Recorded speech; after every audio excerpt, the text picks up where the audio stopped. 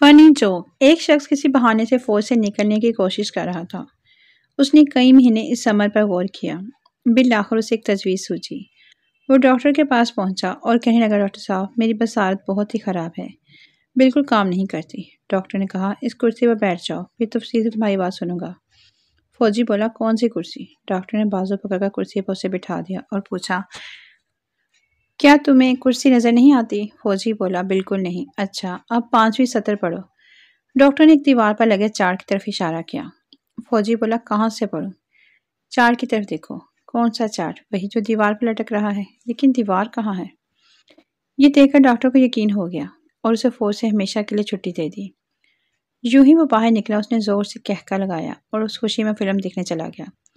جب فلم ختم ہوئی وہ حیرت زدہ رہ گیا۔ جو ڈاکٹر جس نے اس کی نظر کمزوری کی وجہ سے رخصت دے دی تھی، اس کے ساتھ والی نشست پر بیٹھا تھا۔ ڈاکٹر نے اسے پہچان لیا اور پوچھا، تم یہاں کیا کر رہے ہو؟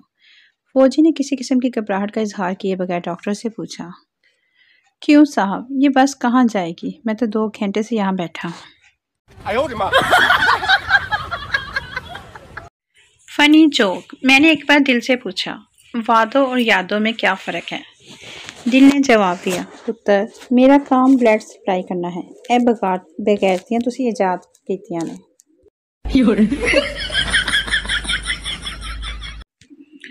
جوک۔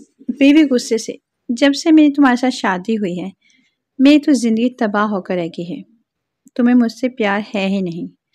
شوہر اپنے 10 بچوں کی طرف اشارہ کر کے بولا، تو بیگم صاحبہ، یہ ہجوم میں نے کیا گوگل سے ڈاؤن لوڈ کیا ہے؟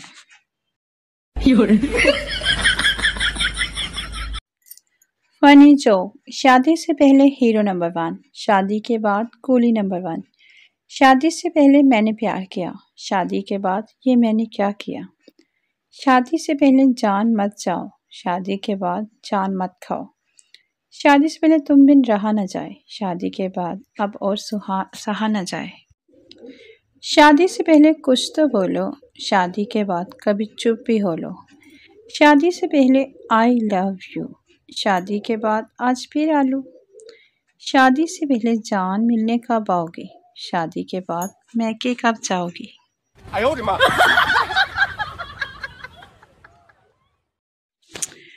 فنی جوک۔ ایک آدمی بازار میں اپنے ڈاکٹر سے ملا تو حیرت سے پوچھا، ڈاکٹر صاحب، آپ اپنا کلینک بند کر کے چپکے سے کہیں چلے گئے اور کسی کو بتایا تک بھی نہیں، ایسا کیوں؟ ڈاکٹر نے حیرت سے کہا، نہیں تو میرا کلینک تو ابھی بھی وہیں پر ہی ہے۔ تمہیں ایسا کس نے بتایا؟ اس آدمی نے کہا کہ آپ کے نیچے جو ایک گوشت والا دکان آدمی ہے، اس نے ہمیں یہ بتایا کہ آپ نہیں ہوتے ہیں۔ ڈاکٹر صاحب سیدھا اس دکان پر گئے اور پوچھا، بھائی، تیرے میرے بیچ میں ایسی کون سی بات ہو گئی ہے کہ تم میرے مریضوں کو اوپر میرے کلینک میں جانے دینے کی بجائے بتاتے ہو کہ میں یہاں سے کلینک بند کر کے کہیں اور چلا گیا ہوں؟ ایسا کیوں کر رہے ہو؟ مرغی والے نے کہا، ڈاکٹر صاحب، آپ بھی تو جو بھی مریض آتا ہے اسے کہتے ہو انڈے چکن نہ کھایا کرو، ان سے الرجی ہوتی ہے۔ اگر کام کرنا ہے تو مل کے کرو گے، ورنہ دکان بند ہوگی تو دونوں کی ہوگی۔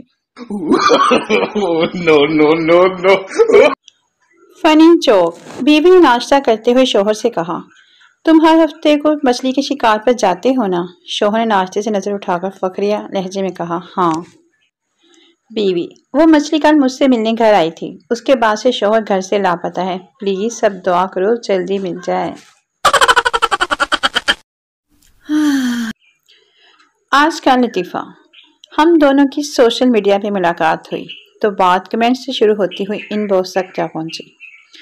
دونوں کی تصاویر نے ایک دوسرے کے دلوں میں گھر کر لیا، پھر واٹس ایپ ایمو پر ویڈیو کالز ہوئیں۔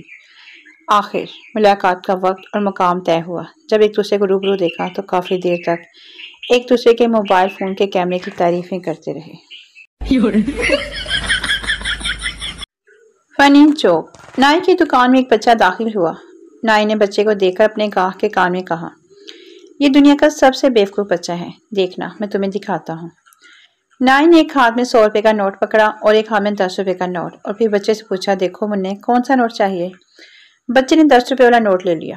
نائی نے فخری انداز میں گاہک کی طرف دیکھا، بولا، دیکھا کتنا بیوقوف ہے یہ۔ تھوڑی دیر بعد گاہک نائی کی دکان سے نکلا تو اس نے دیکھا وہی بچہ کون آئس کریم کھاتے ہوئے جا رہا ہے۔ گاہک نے بچے کو آواز دی۔ جب بچہ آیا تو گاہک نے اس سے پوچھا، منّے میاں، آپ نے 100 کا نوٹ کیوں نہیں لیا؟ وہ تو 10 سے بڑا تھا۔ بچے نے اپنی کون آئس کریم پر زبان پھیری اور پھر بولا، جس دن میں نے 100 کا نوٹ لے لیا، the game will be over۔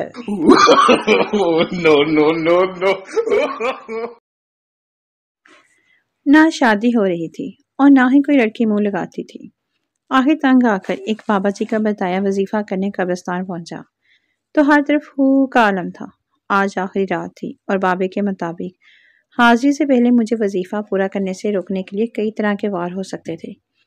یہ سوچ کر ایک بار تو جسم میں پھریری دوڑ گئی اور سوچا لعنت بھیجو چلے پہ اور واپس لوٹ جاؤں، مگر جو بڑی جوانی میں کنوارگی سے اذیت پہ نظر دوڑائی تو ہر خوف پہ قابو پاتے ہوئے سوچا کہ جو مرضی ہو جائے چلہ مکمل کر کے ہی لوٹوں گا تاکہ جلد از جلد شادی ہو سکے۔ وظیفہ 3 راتوں میں مشتمل تھا۔ بابا کے مطابق تیسرے دن ایک پری حاضر ہوتی اور میری خواہش پوری کرنے کا عندیہ سناتی۔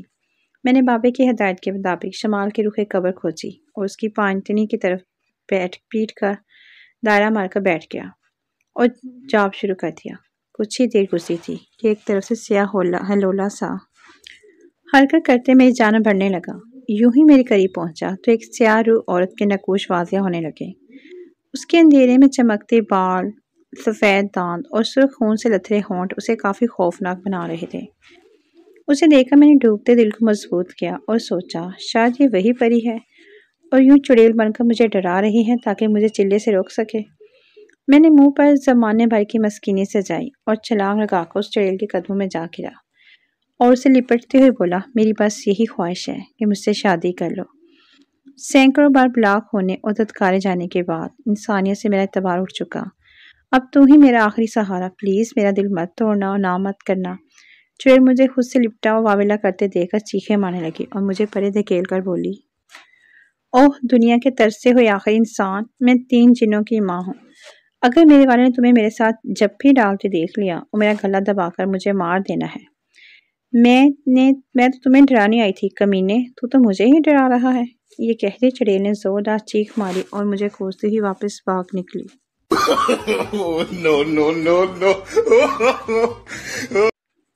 فنی جو ماں کا ہاتھ کی بورڈ کے F5 کی طرح ہوتا ہے، جیسے ہی گال پر پڑتا ہے بندہ ریفریش ہو جاتا ہے۔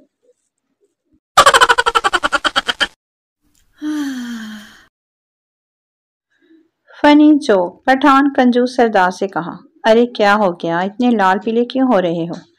سردار نے کہا، ننھے نے آج نیا جوتا پہنا تھا، میں نے اس سے کہا ایک کی بجائے 2 سیڑھیاں طے کر کے اوپر جانا تاکہ جوتے کا تلا کم گھسے، لیکن وہ کمبخت 2 کی بجائے 3 سیڑھیاں چڑھنے لگا۔ نتیجہ یہ ہوا کہ پتلون ہی پھٹ گئی۔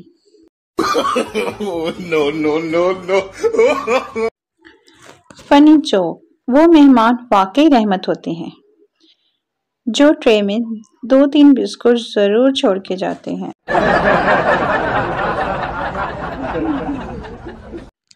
فنی جو پٹھان کی مہمان نوازی۔ ایک آدمی پٹھان سے ملنے اس کے علاقے میں گیا تو پٹھان نے اسے اپنا علاقہ دکھانے لے گیا۔ ایک جگہ پٹھان نے مہمان سے کہا، یہاں نیچے بیٹھ جاؤ، یہاں ہماری دشمنی ہے۔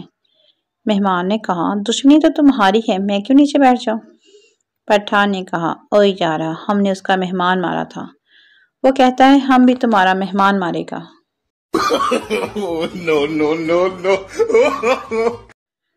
فنی جو مولوی صاحب ایک دن اپنی زوجہ سے کہنے لگے، بلیے لوگے، میرا تو جب موڈ ہوتا ہے جگا لیتا ہوں، تمہارا بھی کبھی موڈ رومانٹک ہو تو بتایا کرو۔ وہ کہنے لگی، مجھے کہتے ہوئے شرم آتی ہے۔ مولوی صاحب نے کہا، باہر الماری میں وہ جو ایک ڈبہ پڑا ہے، جس دن موڈ ہو عشاء سے پہلے الٹا کر دیا کرنا۔ دوسرے دن مولوی صاحب عشاء کے بعد گھر آئے تو ڈبہ الٹا پڑا تھا۔ خوشی خوشی کمرے کو گئے۔ یہ سلسلہ 1 ہفتہ جاری رہا، ہر گزرتے دن ڈبہ الٹا پڑا ہوتا اور مولوی پچھلے دن سے کم خوشی کے ساتھ کمرے کا روانہ ہو جاتا۔ 8ویں دن مولوی صاحب عشاء کے بعد گھر نہیں آئے۔ زوجہ کو فکر ہوئی تو بچے کو بھیجا کہ مسجد سے ابا کی خیر خبر لاؤ۔ بچہ گیا اور کہا کہ خیریت ہے، آپ گھر نہیں آئے؟ مولوی صاحب نے کہا، پہلے گھر جاؤ اور دیکھ کر آؤ ڈبہ الٹا پڑا ہے یا سیدھا۔ بچہ دیکھ کر واپس آیا اور بتایا کہ ڈبہ الٹا پڑا ہے۔ مولوی صاحب، بس پھر پتر، یا ابا رکھو تو یا ڈبہ رکھو۔